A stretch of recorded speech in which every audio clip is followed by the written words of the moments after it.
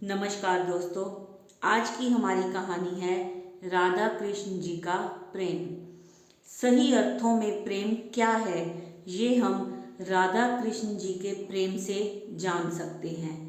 Video में शुरू से लेकर अंत तक हमारे साथ बने रहिए और वीडियो को एक बार ज़रूर पूरा सुनिए और कमेंट्स में जय श्री कृष्णा ज़रूर लिखना। राधा जी और श्री कृष्ण का प्रेम अलौकिक था। राधा कृष्ण के प्रेम को सांसारिक दृष्टि से देखेंगे तो समझ ही नहीं पाओगे। इसे समझना है तो पहले आपको राधा और कृष्ण दोनों से स्वयं प्रेम करना होगा। श्री कृष्ण का हृदय तो ब्रिज में ही रहता था, परंतु उनकी बहुत सी लीलाएं शेष थी। इसीलिए उन्हें द्वारका जाना पड़ा। गए तो थे यह कहकर कि कुछ ही दिनों में वापस ब्रिजलोक आएंगे, पर द्वारका के राजकाज में ऐसे उलझे कि मौका ही नहीं मिल पाया। राधा कृष्ण दूर दूर थे।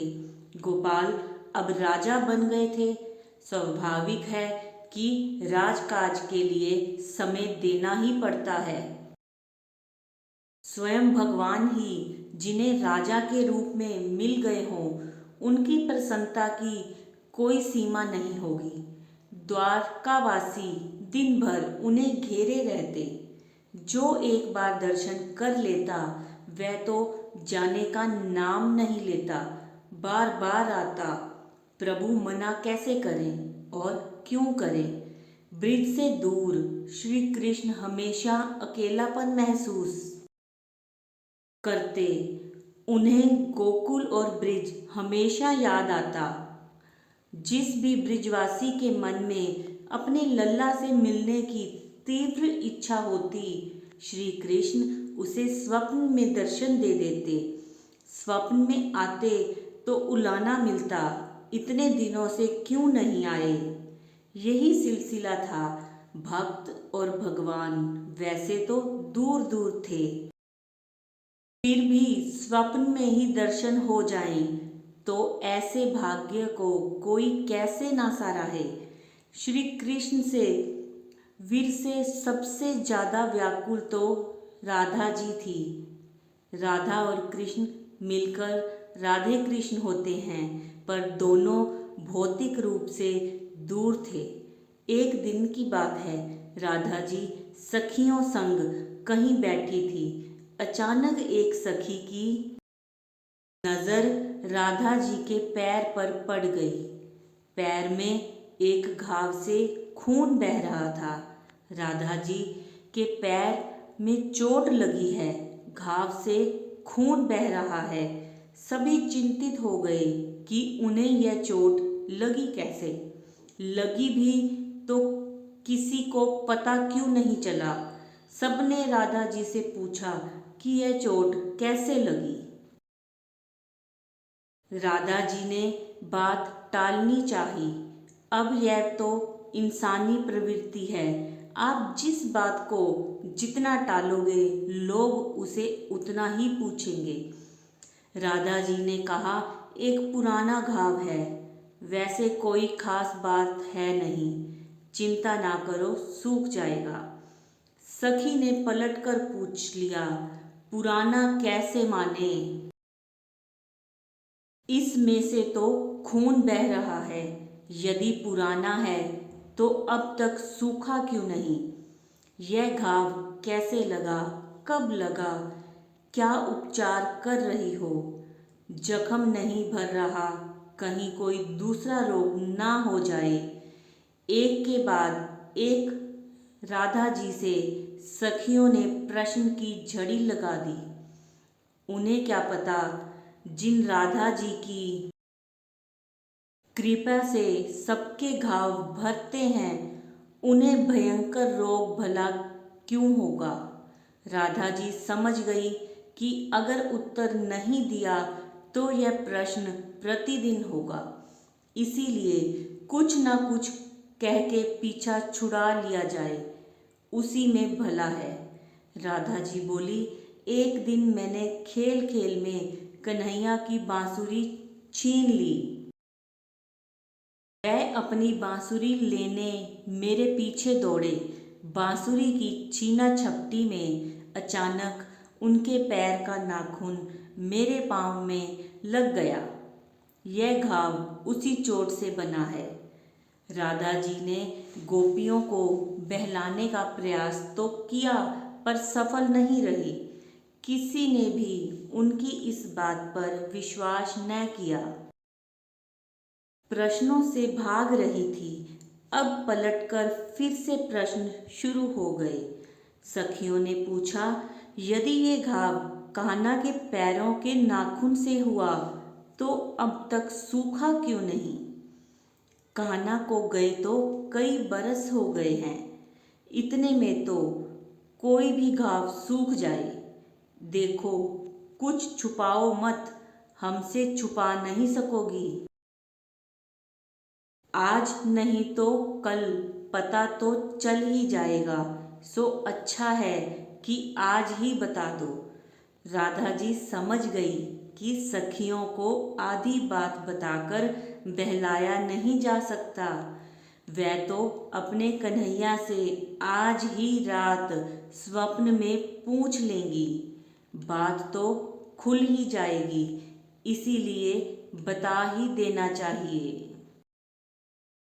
राधा जी बोली, घाव तो तब ना जब मैं इसे सूखने देती। मैं रोज इसे कुरेद कर हरा कर देती हूँ। सखियों की तो आंखें फटी रह गई यह सुनकर कि राधा जी घाव को हरा कर रही हैं। यह तो बड़ी विचित्र बात हुई। सबके चेहरे पर एक साथ कई भाव आए। जब राधा जी से फिर से प्रश्नों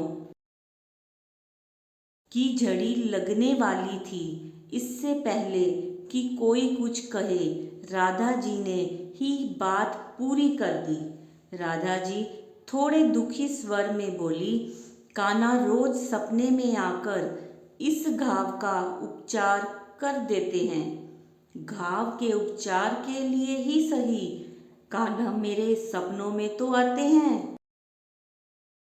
अगर यह सूख गया तो क्या पता वह सपनों में भी आना छोड़ दें। प्रभु दूर बैठे सब सुन रहे थे। उनकी आंखों में आंसू भर आए। वहीं पास में उद्धव जी बैठे थे। उन्होंने प्रभु की आंखों से छलकते आंसू देख लिए।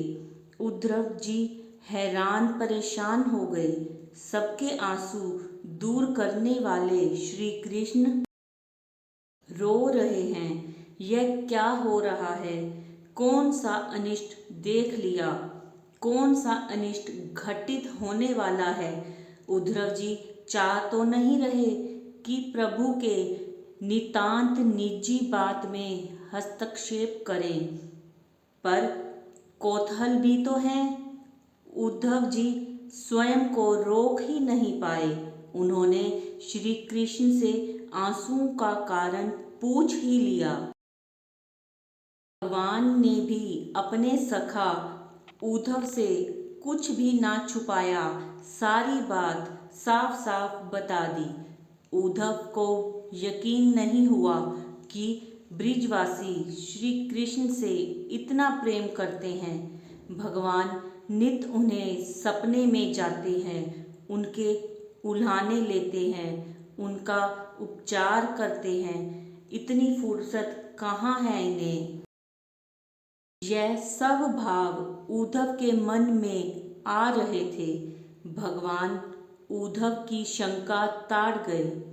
उन्होंने उद्धव से कहा, उद्धव, आप तो परम ज्ञानी हैं, किसी को भी अपने वचन से संतुष्ट कर सकते हैं।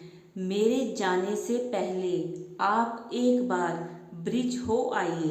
ब्रिजवासियों को अपनी वाणी से मेरी विवशता के बारे में समझाकर शांत कराइए, उसके बाद मैं जाऊंगा।